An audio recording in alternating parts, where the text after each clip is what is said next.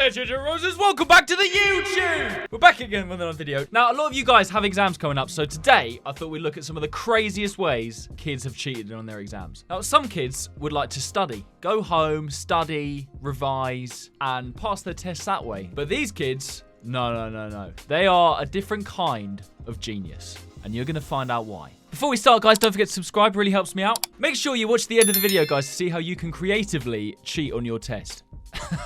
Just kidding. I'm kidding. Don't cheat. We're going to be looking at 10 clever ways kids cheat on school tests. Rubber bands. So if you saw someone with a rubber band on their desk during an exam, you wouldn't really question it, right? Well, that's what makes them such a great tool for cheaters. Kids are writing notes and answers on the inside of rubber bands, and because they're so inconspicuous, they just leave it on their desks while they're doing their test. Rubber bands. Who would have thought it? I mean, pretty much anything you see on someone's desk, you can just probably guess that they could write something on it. But rubber bands are so small. What you could do is write the answer on the test and then ping it at your friend. And then they can catch it and then they could read it. I wonder if anyone's done that before. And whenever they need to check their notes or answers, they simply just turn it over to reveal their notes. My handwriting is bad enough, but having to write that on like a tiny little rubber band, it would be unreadable. When you collapse the rubber band, it will just look like a squiggly pattern. So even if a teacher did see the band, they wouldn't be able to tell what you wrote because it would be all squashed up because of the elastic. Oh my god, that's genius.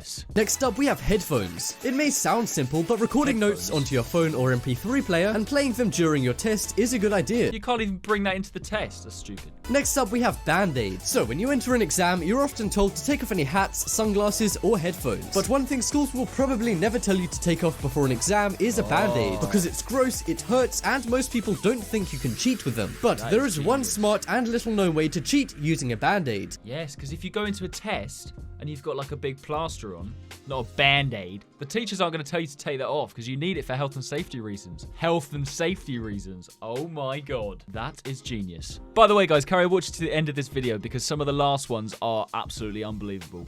Next up, we have notes in skirts. So this is another good cheat, which is almost foolproof. Unlucky for the boys on this one. But sorry boys, this one only works for girls. So lots of kids who wear skirts to school are writing their test answers and notes on their legs just underneath their skirt. Surely boys could do that too if they had shorts on. I'm wearing shorts right now. You could do that. You could just pull up your shorts and then reveal all the answers. Oh my god. By the way, guys, when I was in school, I never really cheated on tests. I wasn't smart, but then I also wasn't stupid. I was just sort of like middle of the pack. I never cheated, and I'm proud of that. But this is making me wish I cheated. I'm kidding. I think I was way too scared to cheat on my test because they always used to threaten you. Like, if you get caught cheating on your test, then you're done. Like, all your GCSEs, you just get 0. You'd fail them all. That would stick in my little brain, and it just completely put me off from wanting to cheat on my exams. Next up is hidden phones. While it might sound dumb to try and use a phone in a test, yes, the teachers were always so angry if you brought your phone into the exam. I did nearly accidentally bring a phone into my exam once.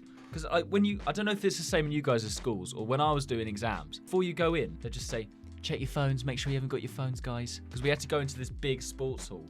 And the examiners would be like, yeah, make sure you haven't got your phones. No phones. No phones. It would be like a single line queue of hundreds of kids going into this sports hall. No phones, guys. No phones. And we'd just check. I'd be like, no, I haven't got my phone. I realized once I got in there, I actually did have my phone. Luckily, the exam hadn't started and I had to put my hand up and then I left. But that was enough for me. I shit myself. Nearly literally. There's a cheat called the fake arm cheat, where you put the sleeve of your jacket, hoodie, or even sweater, depending on how vigilant your teacher is, on your desk, and then write with your other arm. My school didn't let us wear coats and stuff for that exact reason. It was like a prison in my school. They knew all the tricks. They knew all the tricks of the trade. There were no coats allowed, no long sleeve jumpers allowed, just in case you had a phone hidden up your sleeve. I remember. It's all coming back to me now. Another clever way that kids use their phones in tests is by breaking the front of a calculator and then putting their phone inside so they can use their phone to cheat. Just don't try this on an English test, or your teacher might wonder why you'd even need a calculator in the first place. Well, yeah, we're still going to do it in an English test, are you? That is genius. So they break the calculator and then put their phone in the calculator, and it looks like they're just typing on the calculator, but they're just Googling answers. Oh my god. Next up, we have writing on fingers. So this is very similar to fingers. I can't not do it. Writing on fingers, isn't that? I mean, yeah, I get that, but isn't that kind of obvious? Wouldn't people see that? Surely that's allowed. I don't know. How is that technically classed as cheating? I know loads of my friends that wrote loads of stuff on their hands and their arms before they went into a test. Is that actually classed as cheating? I don't know what the rules are on that. How can you read that? That's just squiggles. That's just a load of squiggles. Next up, we have notes in shirt. So you've seen girls putting notes in their skirts, and while it might be a bit weird for a guy to wear a skirt into a test, girls and guys can put notes in their shirts. All you need to do is tape a cheat sheet onto your shirt, or if you want to be really sneaky, wear a baggy shirt so you don't have to pull it out at all. But the examiners not think it's a bit weird that all the girls are just like staring at their tits the whole exam.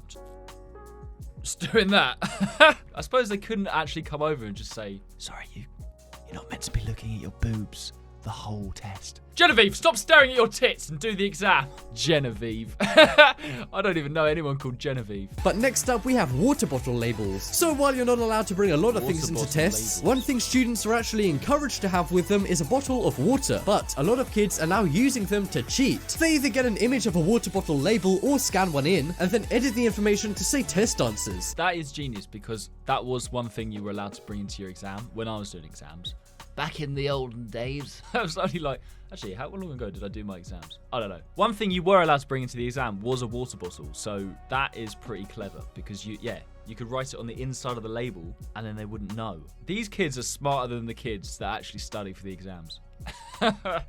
These kids are going places in life. Just kidding, guys. Don't cheat on exams. If you do cheat on exams, don't blame me. Guys, I just want to give you one more extra cheat that so many people do and it works out really well. Actually study. No, boring. Genius ways people cheated on tests. In middle school, this dude and his best friend had every single class together. Well, he had a hard time in school, but his best friend was super smart. Well, they came up with a brilliant idea. Yeah, dude, I don't know. I keep failing the tests. I try to study, but it's just so hard. That sucks, dude. I'm getting straight A's.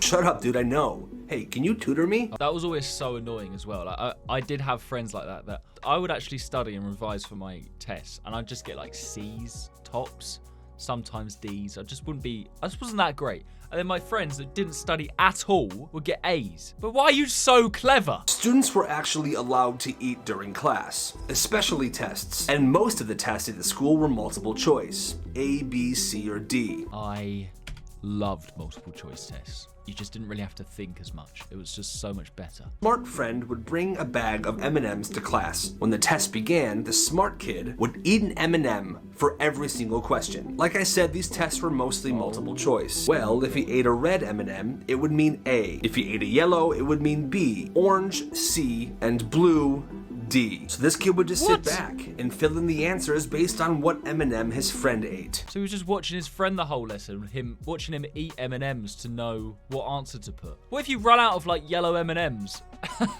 What'd you do then? So his kid is deliberately just getting fat for his friend, just to help him cheat. He might have got an A star on the test, but now he has diabetes. The reason they got caught is because some kids snitched on them. They both got detention, and the school changed the eating in class rule. Genius snitches. This teacher shared this story. On this particular day, they were taking a test in one of this teacher's classes. A kid comes in. He sits by the window. The kid then asks the teacher if he could open the window because it's kind of warm in the room. The teacher says sure. The kid opens the window. She passes out the test. That kid scribbles something down for about 30 minutes and then asks to use the bathroom. The kid then came back, finished the test, and turned it in. So what happened here? Where's the twist? When the kid opened the window, he also opened the screen. After he got his test, he secretly dropped it out of the window. The test fell to the ground where his friend was waiting. His friend was incredibly smart. His friend took the test to the bathroom and filled it out himself. Now, his friend was Henry before the transition. The kid back in the room had to make it look like he was working on his test. So he was scribbling nonsense on a piece of notebook paper. When he asked to go to the bathroom, he met up with his friend. His friend gave him the test. He came back to class and he turned it in. He got an A on that test. That's fair enough. That's like a heist. That is like a bank heist. That kid, when he grows up, he's going to be robbing banks. Just getting away with it. It's always good if you have a friend that is just a genius. You could do that. You could let them help you cheat. Or if they're really decent, they actually help you revise. I had some friends like that. They were good friends. This person said that at his high school, he had this big Spanish test one day, and him and a few of his other friends in the class did not study for it at all.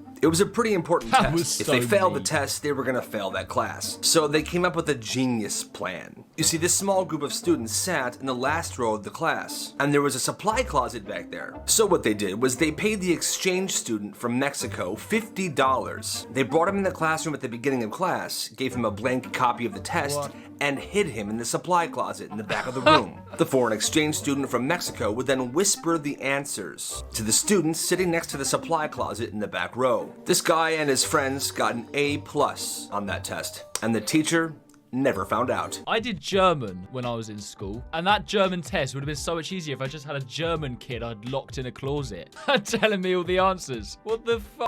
They just paid him money to sit in a locker and whisper them answers. That is brilliant. This girl said that when she was in middle school, she didn't study for this huge exam. And in that particular class, they had assigned seats. Well, at lunch, she found the girl that sat in front of her. She asks her, "Hey, so, huge favor, can I write the test answers on the back of your neck?" "Oh my gosh, are you for real? I mean, what do I get out of this?" "I'll give you 20 bucks.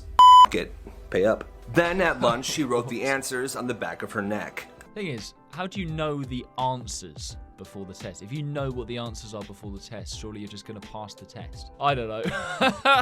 That's going to be the end of today's video. I hope you guys learned something. Hope you learned not to cheat on your tests that are coming up soon. I do remember some stories in my school, because my school was like so strict with the exams that they made it obviously really hard to try and cheat. But it looks like in some American schools, the restrictions aren't that bad. So kids can cheat quite easily. It's kind of funny. That's going to be it for today's video, guys. Take it easy. Don't forget to subscribe. And I will see you in the next video. Oi! Subscribe! Oh God, please subscribe! Subscribe! Subscribe! Subscribe!